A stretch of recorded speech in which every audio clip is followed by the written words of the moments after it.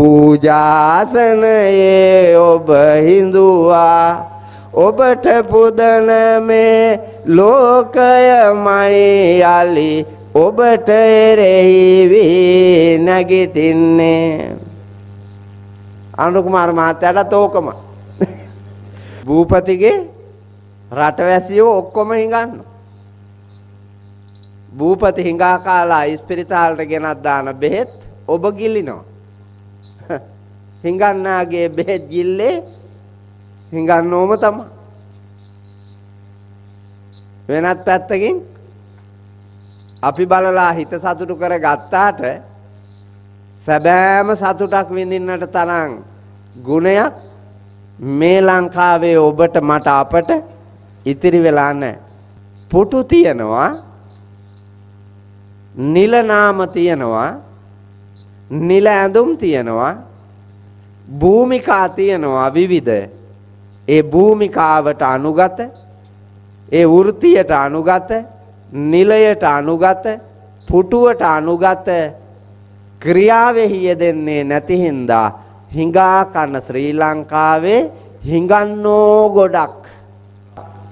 ඇහැ කන නාසය දිව ශරීරයේ මනෝභාවය කියන පංචේන්ද්‍රයන් සහිත බලවත් ඉන්ද්‍රිය වූ මනෝ ඉන්ද්‍රිය පිනවන්න, මේ ඉන්ද්‍රියන් 6 පිනවන්න තියෙන පෙරේතකමට මොනවාද නොකරන්නේ? ඕන ජරා වැඩක් කරන තැනට එනකන් අපි පෙළඹිලා මේ කුණු ශරීරයට පමණ ඉක්මවා සැප දෙන්න ගියොත් ඔබට ඒකාන්තයෙන්ම උපදින්නේ දුක. සැප කියලා කියන්නේ දුක උපදවන පියා. දුකෙහි තාත්තා තමයි සැප කියලා කියන්නේ. මල්ලි කසාද බඳින්න ඉස්සෙල්ලා හිතුණානේ කසාදේ සැපයි කියලා. නේ මල්ලි විතරක් නෙමෙයි මේ ඉන්න ඔක්කොටම එහෙම තමයි. කසාද බඳින්න ඉස්සෙල්ලා හිතුණා මේ ලෝකයේ තියෙන උත්තරීතරම සැපය තමයි කසාදේ කියලා.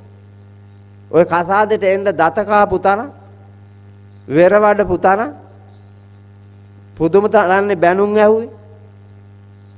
පුදුම අමනාපකම් ඇති කරගෙන රණ්ඩු වෙලා එන කොටාගෙන සියදිවි නසා ගන්න ගිහිල්ලා අතේ සල්ලි දහස් ගණන් ලක්ෂ ගණන් වියදම් කරලා මාරාන්තික යුද්ධයක් කරලා ගත්තු දීගේ සැප කෝ සැප ඉස්සර නම් ඔළුවේ කැක්කුම Tamanට හැදුනාම ඒකට මොනවා හරි කරගත්තා හිටියා. දැන් ගෑනිට ඔළුවේ කැක්කුම හැදුනාමත් මිනිහට උණ.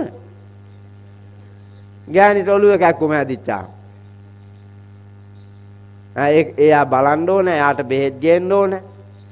ගෙදර දරුවන්ව බලා ගන්න ඕනේ, එවුන්ට කණ්ඩ බොණ්ඩ හොයන්න ඕනේ, අරුන්දට සාත්තු මේචල් කරන්න ඕනේ. එකක්ද? නෑ බොහොම පැවරෙනවා. එහෙම නොකරුවොත් කූතාණ්ඩියාගේ රිලවට වෙච්ච දෙයමයි වෙන්නේ මිනිහට. ඔව් කූතාණ්ඩියාගේ රිලවා වගේ තමයි ලංකාවේ පිරිමි ගොඩක් ඉන්නේ. අයියේ කූතාණ්ඩියට ඕන තාලෙට රිලව නටනවා මිසක් රිලවට ඕන තාලට නටන්න දෙනවද? නෑ. කූතාණ්ඩියා කිව්වොත් තමයි රිලව නටන්නේ. කූතාණ්ඩියට ඕන ගානට තමයි නටන්නෙත්. ඒ වගේම තමයි ලංකාවේ පිරිමි කූතාණ්ඩියට ඕන ගානටමයි නටන්නේ. මොනවද ශිල්ප කියන්නේ? ඔයාලා ගාව ඇතිනේ. මේ වෙනකන් දක්වපුවා සිද්ධාර්ථ කුමාරයා වගේ දැක්වුවද ශිල්ප? ගෙදර ශිල්ප දක්වනවා ඇති. නාන ප්‍රකාරයුවා. බෞද්ධයාගේ නිත්‍ය සීලය ප්‍රතිපත්තිගරුකව රැකපු පංච සීලයම රැකපු කවුරුත් නැහැ. ඒකට හේතුව තමයි මැද සිල්පදේ ඔබට නොතේරුණාට ගැඹුරු වැඩි. මැද සිල්පදේ මේ ඉන්න කවුරුත් රැකලා නැහැ. ඒ සිල්පදේ රැක්කේ නැති නිසා තමයි අනිත් ඒවා බිඳෙන්නේ. මැද සිල්පදේ රැකගත්තොත් අනිත් ඒවා බිඳෙන්නේ නැහැ. මැද සිල්පදේ රැක ගන්න බැරිකම නිසා අපේ තියෙන පෙරේතකම හින්දා අනිත් සිල්පද ටිකත් ඔබ නොදැනුවත්වම ඔබේ රාගය, ඔබේ ద్వේෂය, ඔබේ මෝහය නිසා බිඳිලා යනවා. කාලා රස මුසු භෝජන කරපෙම් ගාලා සුවඳති සඳුනුත් මනරම්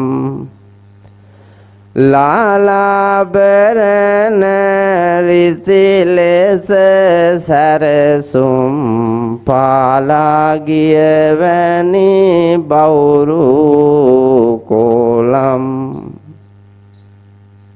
ඔබේ චරිතය ඔය තියෙන පාලාගිය වැනි බහු රූ කොලම්. බහු කිව්වේ බොහෝ, රූ කිව්වේ චරිත, කෝලං කිව්වේ රංගපානෝ. දැන් මේ වෙලාවේ රංගපාන්නේ මොන චරිතෙද? සදහබර ධර්ම ශ්‍රවණාබිලාසී උපාසකයාගේ සහ උපාසිකාවගේ චරිතය ඔය දැන් රංගපාන්නේ නේ. ගත සම්වරයි, වචනය සම්වරයි, තුස්නීම් භාවයෙන් රූපය රඳවාගෙන සිටින සදහැති ධර්ම ශ්‍රවණාබිලාසී උපාසකයෙක් වගේ දැන් බැලූ බැල්මට පේන්න ඔබ රඟපානවා. දැන් මේ බණ අහලා නැගිටලා යනකොට ඔබ සැබෑම උපාසකයා හැටියට යයිද? gedara උපාසකයා හැටියට ඉඳීද? නෑනේ, මේ මුලාවක්නේ. ඔයාලා ඔය පොයෙන් පොයට සිල් ගන්නව නේද? අමූලික බොරුවක් අම්මා. අමූලිකම බොරුවක් කරන්නේ. පොයෙන් පොයට ඔබ සිල් ගන්නකොට පොයෙන් පොයට උතුම් මිනිසෙක් ඉන්න ඕන. දියුණු වෙවි ඉදිරියට යන උතුම් මිනිසෙක් ඉන්න එපැයි. මේක ඉදිරියට යන්න කොච්චර සිල් සමාදන් වුණත් අර තිබුණ පුරු ගති, දුෂ්ට ගති, ලෝභ ගති ඒවා එහෙමමයි. ඔබ හොඳට බලන්නකෝ ඔබේ ගෙදර සිල් තියෙන්න ඕනේ, පන්සලේ නෙමෙයිනේ. උපාසකම්මලා කරන්නේ සිල් ගන්න එනවා කියලා එනවා. පන්සලේ උදේ ඉඳලා පැය කීපයක් අෂ්ටාංග සිල්පද ටික කියලා ඉන්නවා. ඒ ඉඳලා හවස යනකොට සිල් පවාරණය කරලා කාඳුරුවන්ට ආපහු සමාදම් වෙච්ච සිල් ටික දීලා එවුන්දා යනවා අර හිටපු ගානට.